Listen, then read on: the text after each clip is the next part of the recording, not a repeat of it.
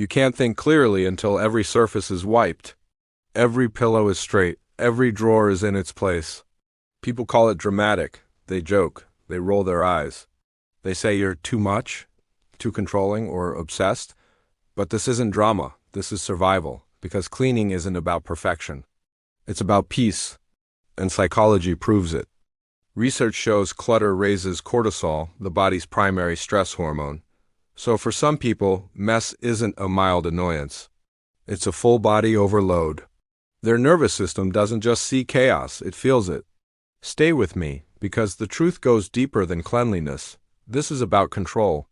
When life feels unpredictable, when emotions spiral, when the world moves too fast and nothing feels stable, cleaning becomes the one thing they can control. Their home turns into a sanctuary.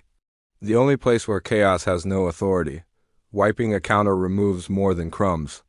It removes anxiety. Organizing a closet does more than sort clothes. It untangles racing thoughts. A clean room isn't obsession. It's emotional regulation. Their brain works differently. Many people who crave order are deeply sensitive. Visual clutter doesn't just irritate them. It overwhelms their nervous system. Like background noise that never shuts off, mess doesn't just look bad, mess feels bad.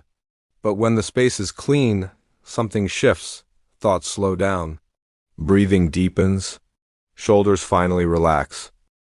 A tidy home isn't about impressing anyone. It's about being able to exist comfortably in your own skin.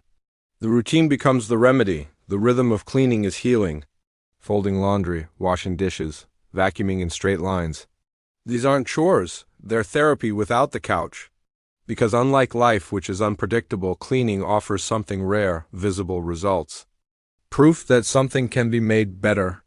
A quiet dopamine signal that whispers, you're not powerless. You've got this. Sometimes it goes even deeper.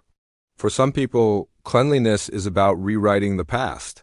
They grew up in homes where chaos was constant, where mess meant tension, where disorder meant danger. Nothing felt safe, nothing felt stable. So as adults, they build the calm they never had.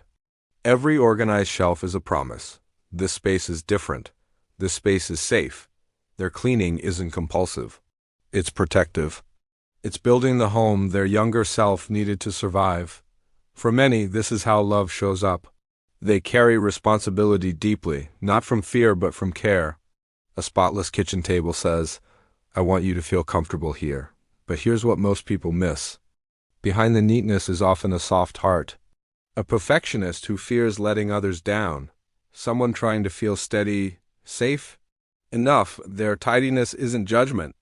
It's vulnerability turned into action.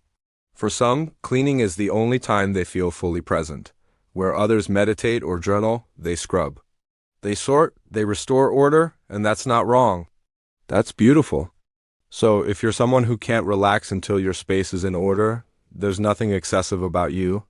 You're not too much. You're not dramatic. You're not controlling. You simply understand what your mind needs to feel calm. You know how to care for your inner world by attending to the outer one. Your need for cleanliness isn't a flaw. It's your way of creating peace in an overwhelming world. Are you like this too? Share your experience in the comments. And subscribe because the next video might make you question habits you've never noticed before.